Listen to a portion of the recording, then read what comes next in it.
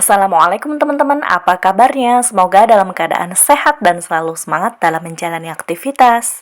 Hari ini saya mau sharing tentang komposter atau tempat mengompos skala rumah tangga ya teman-teman. Nah, video di awal adalah kegiatan Sabtu kemarin saya mengadakan sosialisasi di rumah tentang mengompos bersama ibu-ibu tapi beda perumahan teman-teman. Menurut Ibu Deka Wardani, pengomposan adalah proses di mana bahan organik mengalami penguraian secara biologis, khususnya mikroba-mikroba yang memanfaatkan bahan organik sebagai sumber energi. Sedangkan kompos adalah hasil dari penguraian bahan-bahan organik yang dapat dipercepat secara artifisial oleh berbagai macam mikroba dalam kondisi yang hangat, lembab, dan aerobik ataupun anaerobik. Sumber dari Wikipedia. Untuk komposter yang ada di rumah, saya gunakan komposter ember. Nah, komposter ember tadi ada berbagai macam ukuran. Teman-teman tinggal pilih mau yang besar, yang sedang, atau yang kecil. Sesuaikan dengan jumlah dari keluarga teman-teman di rumah tentunya. Nah, ini saya sedang menambahkan sisa kompos yang dipanen di komposter saya karena cenderung terlalu becek atau berair ya teman-teman. Nah, untuk komposter ember ini ada kondisi yang tumpuk atau yang seperti biasa. Nah, ini kan saya menggunakan yang ada kerannya, jadi bisa dipanen dua jenis yaitu air lindi dan kompos padatnya tersebut untuk komposter ember. Nah, untuk komposter yang kedua saya menggunakan komposter gerabah. Komposter gerabah ini adalah komposter favorit saya, teman-teman. Kenapa? Karena sirkulasi udaranya cukup bagus, dia lembab dan cepat panennya karena memang bentuknya yang lebih kecil ya menurut saya. Jadi kurang lebih 3 minggu sudah bisa panen dengan sisa organik yang dimasukkan setiap hari atau lebih gitu. Nah, untuk komposter gerabah ini teman-teman bisa cari di tukang pot atau di tukang kerajinan, itu banyak ya. Nah, tidak perlu dilubangi karena di bagian bawahnya sudah ada satu lubang dan karena terbuat dari tanah liat jadi cukup lembab, hangat untuk kompos di rumah kita. Jangan lupa teman-teman diberi tatakan atau baskom untuk menampung air lindinya dari si komposter gerabah ini. Nah, kemarin itu saya beli kisaran 50.000 ya teman-teman, hampir sama ember yang putih tadi. Nah, terus kenapa ember yang putih tadi tidak dilubangi? Karena bagian bawahnya ada kerannya, jadi saya tidak lubangi. Ini saya sedang menambahkan tanah di komposter gerabahnya karena memang cukup kering ya. Jadi teman-teman sudah bisa lihat masih ada sisa organik yang belum terurai. Jadi kalau mengompos itu kita harus sering diaduk teman-teman biar tahu kondisi kompos kita ini kurang apa. Kondisinya lembab atau kering. Kalau kering seperti ini teman-teman bisa tambahkan tanah atau misalkan ditambah lagi bioaktivator, air yang dicampur ekoenzim atau air cucian beras, yang penting kondisi dia cukup lembab. Nah, oke, ini sama juga komposter ember yang bagian samping dan bawahnya saya lubangi juga. Saya pakai ember bekas dan jangan lupa bagian bawahnya teman-teman beri tatakan seperti ini. Kalau masih ada sisa genangan air lindi kayak gini, biasanya komposternya cukup lembab ya suhu di dalamnya. Jadi teman-teman tidak usah khawatir, tinggal diaduk saja seperti ini kalau bisa sampai bawah ya teman-teman.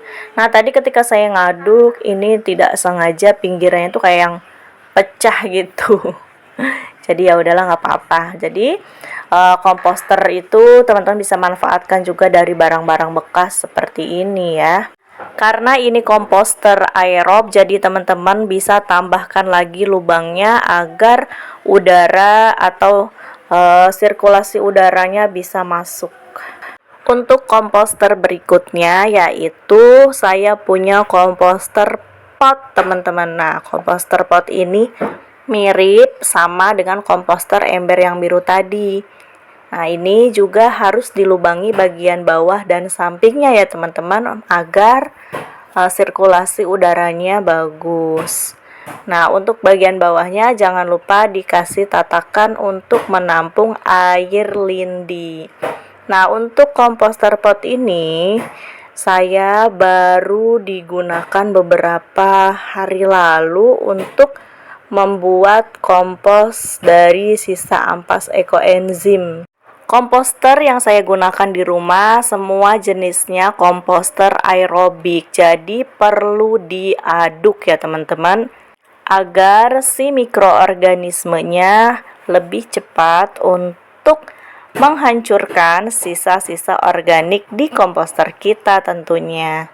Untuk harga relatif mungkin ya teman-teman, setiap daerah ada yang 15 hingga 20 ribu. Nah, ini untuk diameter 35 cm sampai 40 kalau nggak salah ya teman-teman. Nah, untuk panennya yaitu hanya kompos padat saja, sama seperti komposter gerabah dan komposter ember. Jadi saya itu tidak memanen air lindinya teman-teman. Biasanya ketika mau panen, air lindinya itu akan habis atau kering sendiri, menguap, terserap dari komposter tersebut atau terserap cahaya matahari ya. Nah, kalau ini saya ada cangkang telur yang sudah kering. Ya betul teman-teman, saya jemur dan pisahkan cangkang telur, tidak dibuang ke tempat sampah karena bagus juga tuh cangkang telur untuk tanaman-tanaman. Caranya tinggal dihancurkan menjadi bubuk, nah kemudian dicampur media tanam atau disebar di pot. Nah teman-teman, banyak yang penasaran dengan kompos bag ini. Ini ukurannya 200 liter, waktu itu saya beli sekitar berapa ya, 65.000 lebih. Tapi pernah saya kompos dari sisa dapur, ini saya tidak pakai, hanya untuk menyimpan sekam padi. Oke, itu komposter di teras ya teman-teman. Saya punya ya komposter ember yang lebih besar, kurang lebih ukurannya 100 liter ini ya teman-teman, dan komposter keranjang yang hanya untuk sampah kebun. Nah, jadi kayak sisa daun kering, kemudian rumput-rumput, saya masukin sini teman-teman. Nah, untuk komposter di depan, dulu saya bergabung dengan ibu-ibu yang mau mengompos, silahkan masukkan ke sini. Tapi qadarullah ya, karena kan tujuan saya ngajak ibu-ibu di rumah tuh untuk kita belajar bersama gitu, untuk tidak membuang sampah organik ke tempat sampah. Tapi mungkin mungkin belum sampai saja teman-teman. Dari itu banyak beberapa yang hanya menggantungkan sampah organiknya di pagar saja.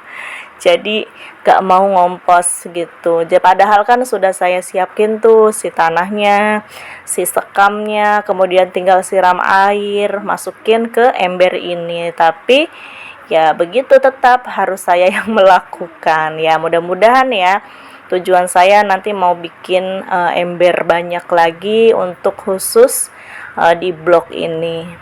Ya mudah-mudahan Allah mudahkan ya teman-teman, untuk kita berbagi, mengedukasi sekitar tetangga agar lingkungan kita terbebas dari polusi udara tentunya, agar bermanfaat kembali dan bisa meminimalisir tumpukan sampah organik di TPA yang sekarang apalagi kita sudah merasakan dampaknya dengan suhu udara yang panas, hujan tidak kian datang, kebakaran di beberapa TPA, bahkan ada TPA yang overload. Yuk olah sisa organik di rumah dengan mengompos, membuat ekoenzim, dan nanti akan bermanfaat untuk kita dan lingkungan tentunya teman-teman. Terima kasih yang sudah menonton sampai selesai. Semoga bermanfaat. Jangan lupa sayangi bumi, sayangi diri. Assalamualaikum.